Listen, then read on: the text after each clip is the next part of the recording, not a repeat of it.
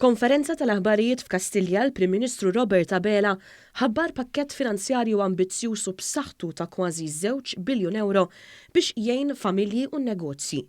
Qal li l-ewwel priorità tibqa' s-saħħa tal-poplu, imma hemm ukoll prioritajiet oħrajn fosthom l-ekonomija ta' pajjiżna għaliex hija din li tiggarantixxi l-kwalità tal-ħajja u lill-familji ikollhom il-flus fil-but. Dr. Abela qal li s-set ta' miżuri jiggarantixxu serħan il-moħħ u jipproteġu lin-negozji mingħajr ebda distinzjoni u l-interess tal-ħaddiema kollha li tant ħadmu għas-suċċess ekonomiku illi nkiseb f'dawn l-aħħar 7 snin. B'miżuri li iżda huma costed waħda wara waħda xahar b'xahar. Li jaħsbu wkoll fis-sostenibilità.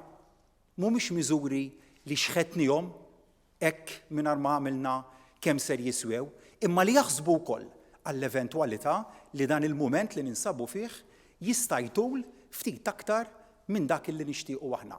Il-Prim Ministru qal li l-pakkett ta' miżuri huwa maħsub biex jipproteġi l-likwidità tan-negozji. Fost dawn il-miżuri li se jwiżnu wkoll il-familji hemm mogħtja ta' €350 lin-negozji tal-li ħallsu l-lif tal-kwarantina lill-impjegati tagħhom. Dr. Abela qal li l-Gvern ma żilx li f'dan iż-żmien diffiċli li laqat id-dinja kollha jasar il-familji bil-piżijiet.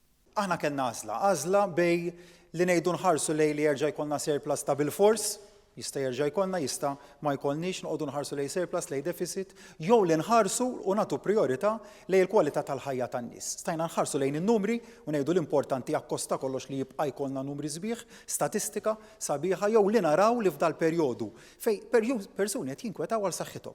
Il-Prim Ministru qal li b'dan il-pakkett finanzjarju il-Gvern qed jaħseb fost l-oħrajn fil-persuni li jridu lħallsu self lura lil banek lil dawk li jeħtieġu aktar sussidju fil-ħlas tal-kera għax jitilfu xogħolhom u l-persuni b'diżabilità li sa ftit ilu kienu jaħdmu u li minħabba l-coronavirus ikun aħjar li jibqgħu id-dar għaliex huma aktar vulnerabbli.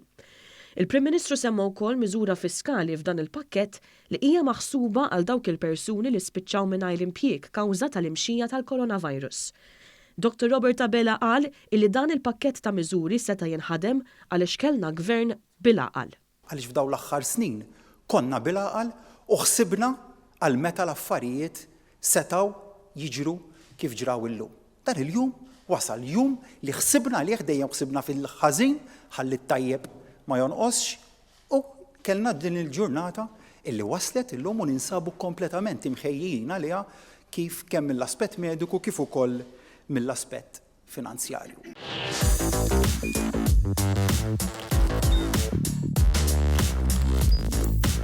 Idħol fuq one.com.mt u hemmhekk tista' tara l-programmi kollha li jxandru fuq One permezz ta' One Play.